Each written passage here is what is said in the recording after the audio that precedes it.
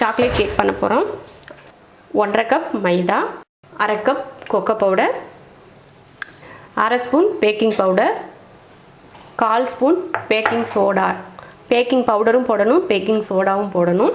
கட்டியெல்லாம் இல்லாமல் இருக்கிறதுக்காக ஜலிச்சுக்கலாம்.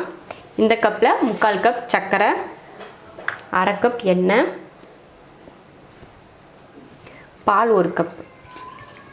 இப்போ இதை கலந்துடலாம். கலக்கிறப்போ பால் பத்தலைனா இன்னும் கொஞ்சம் கூட எக்ஸ்ட்ரா சேர்த்துக்கலாம்.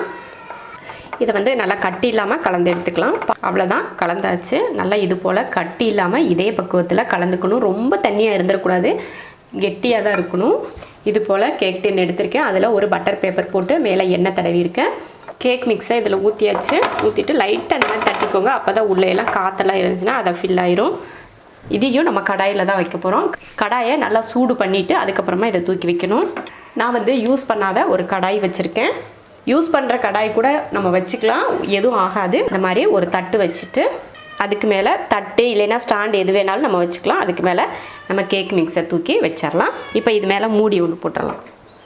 இது போல் ஒரு மூடி வச்சிடலாம். மூடிட்டு 40லேருந்து 50 நிமிஷம் வரைக்கும் இதை அடுப்பில் வேகட்டும். அதுக்கப்புறமா எடுத்து பார்க்கலாம்.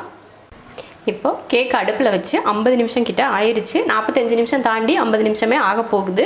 இப்போ எடுத்து பார்க்கலாம் வெந்திருக்கா அப்படின்னு. இடையில ஓப்பன் பண்ணிலாம் பார்க்கவே இல்லை. இப்போ தான் ஓப்பன் பண்ணுறேன். எப்படி வெந்திருக்குன்னு பார்க்கலாம். பாருங்கள், சூப்பராக சாஃப்டாக போகுது. குச்சியில் எதுவுமே ஒட்டலை. அவ்வளோதான், கேக் ரெடி ஆயிடுச்சு. இப்போ அடுப்பை ஆஃப் பண்ணிடலாம். அடுப்பை ஆஃப் பண்ணிவிட்டேன்.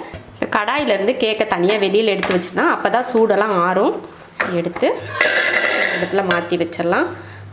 ஆறுனதுக்கப்புறமா இதை எடுத்துக்கலாம். கொஞ்சம் ஆறணும்.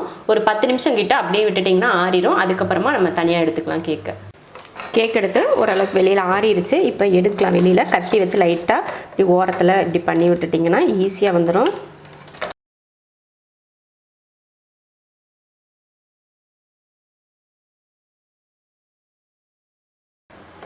அவ்வளோதான், கேக் பாருங்கள், தொட்டாலே அப்படியே பஞ்சு பஞ்சாக அமுந்துது. அழகாக கேக் ரெடி ஆயிடுச்சு.